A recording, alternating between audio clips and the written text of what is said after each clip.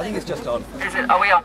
The main thing to get across to people, if there's anybody here, any local people here, crucially, and anybody who's come to support who hasn't yet realised, though I doubt that, we are getting incessant comments on the Facebook pages from so-called UCOG investors, people who have invested in this company, some of whom are clearly unpleasant trolls, but some of whom appear genuinely to believe the government industry line that they are not fracking. And it would be helpful if all the gentlemen and ladies in uniform would also please, I know you can't say anything while you're here, but go home and look into this about why we are here, about the F word and what they've done. The government has changed the definition of fracking so that they can pretend they're not doing it. So if anybody tells you, and the people that have been driving past, most of the people driving past are very supportive, but some of them are abusive and unpleasant and violently threatening, on which action will be taken, and hopefully the gentlemen and ladies here in uniform who have taken an oath to protect life and property will uphold those complaints and will investigate those allegations and threats of assault and violent assault that have been made on individuals, both personally and on social media, against a lot of us who are doing this. But what the genuine people need to know, people who have, perhaps out of naivety or they haven't thought it through, people who are maybe on the edge of this, who genuinely think there's a future for hydrocarbons, they're afraid that we're going to be dependent on the nasty men with towels on their heads, and they've played, the industry plays on fears about energy security, and they play on fears about employment. In the inquiry that's currently going on, the farce of the inquiry that's currently going on in Lancashire, Cuadrilla have admitted that their operations will create about 11 local jobs per operation, and they're short term. Most of them are specialised, they're brought in, and they're dangerous. Primarily, as far as Horse Hill is concerned, this is an unconventional operation. Do not let anybody tell you, oh, it's normal oil drilling, we'll just dig a hole and suck it up and it'll all be fine. They have permission to use diesel. They have potentially permission to use hydrofluoric acid. They've got carte blanche. The drilling companies have non-site specific permits to truck hydrofluoric acid around this country without specific permits. It is a highly caustic, dangerous substance. If they use more than 1,000 cubic meters of fluid in one go, or 10,000 cubic meters of fluid altogether, then it is called what they now call associated hydraulic fracturing. If they use 999 at a time, or 9,999 altogether, they can say they're not fracking, and that's what they're doing. There's also, if you look, there are things on Facebook, a lot of people have done the research, you can do the research yourself, look in the Infrastructure Act. Basically, whatever permissions are allowed, whatever consents are given, the Secretary of State, Greg Clark, can override anything he blooming well likes. Our government is facilitating an ecocidal, suicidal, potentially homicidal industry. Shame!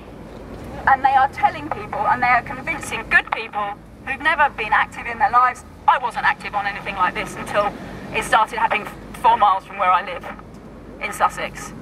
Please, if you haven't already, look into it for yourself. Don't believe what the industry-invested government is telling you. It's not true. This is not a conventional operation. It's extremely dangerous. We've already had noxious fumes. People have been made ill. We've had skin rashes. We've all called the Environment Agency. They say they've been down and there's nothing to see here. Everybody has to contact the Environment Agency. Everybody has to wake up and do the research and look at the truth of this. And if you know anybody who's thinking of investing in this, or anybody who's thinking that these good altruistic people are a load of jobless swampies, have a word. Because the people here who are standing in front of these trucks, exercising their peaceful right to protest, have got more courage of their convictions than anybody you'll probably ever meet.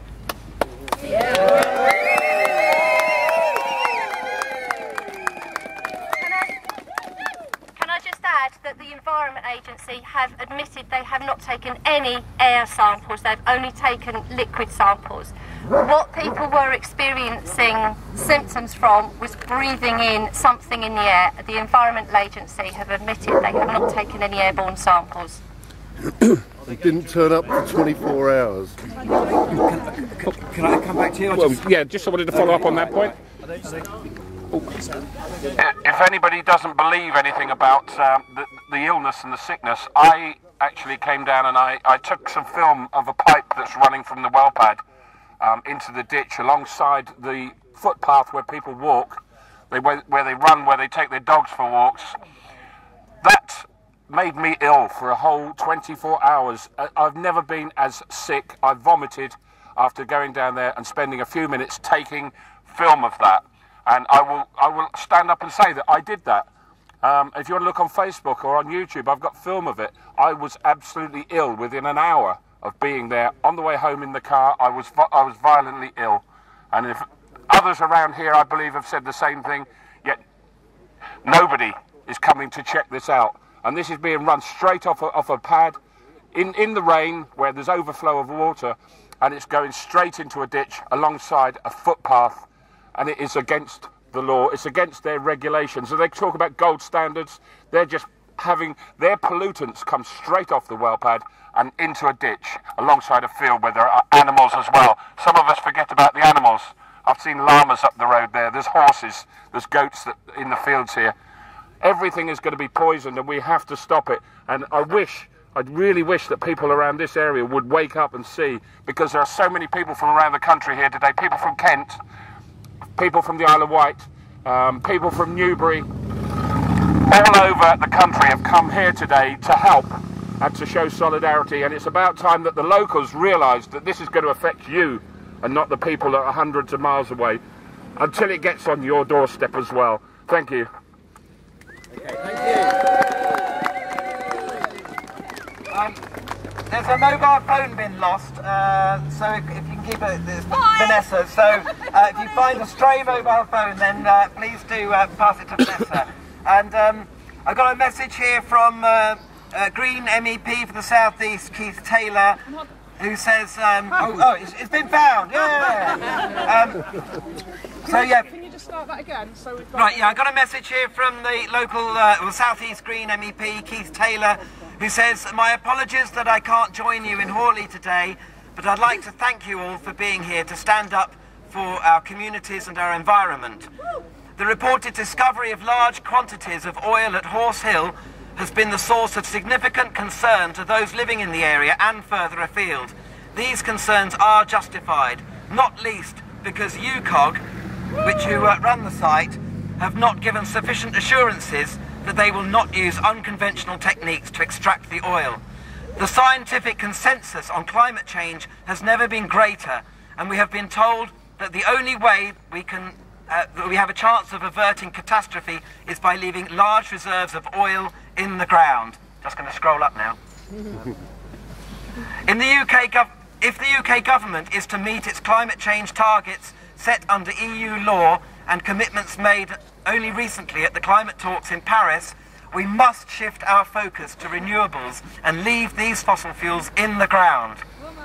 Yes. The UK has enormous renewable energy potential, and we have seen evidence that people in Surrey and across the southeast of England have the passion, willingness and the know-how to create clean, people-powered energy in spite of the government's onslaught. Hear, hear. A little bit more. The extraction of oil at Horse Hill not only risks damaging our local environment and health, it is a distraction from the work that must be done to build a sustainable future based on a clean, democratic energy system. Today, you, the campaigners at Horse Hill, are the modern-day defenders of our planet, and thank you, and well done. Keep it going. Yeah.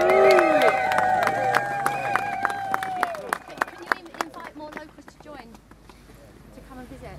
Right, well, if anyone, yes, I'm sure Keith and everyone here would certainly want to invite more people living in the local area, not just in Hawley, but in this part of Surrey and north of Sussex, to get involved in this campaign. We're just starting today. We're not going to finish this today, that's for sure. So this is going to be an ongoing campaign. It desperately needs more support, and especially local people who are able to get here more easily and more able to give that. So that is definitely welcome. And get in touch with who? Bring a hot meal. There's come and people talk to that the camp. There's the camp here, so come and support the camp. Come and bring a hot meal, and there's a list of things on the website, I think, items that are needed, yeah? Okay, so if you live locally, brilliant, do come and support. Thank you. Could you just add that nobody has to take any direct actions? They're not expected to jump on lorries or get arrested. Just support and come and be in numbers. Yeah. Well, I think any support here is an action, and I do not think we should be shy about taking action against this. We are, at that point, the defenders of the planet, defenders of the future, for goodness sake, if we carry on like this, you know? So let's get that in proportion. But I think if you bring a hot meal or bring anything, then you are taking an action, whether you want to call that direct action or not. But not all actions are challenging to the law. And in fact, we are often upholding the law in our actions here. And I think it's important. Yes. Okay. Thank you. Cheers.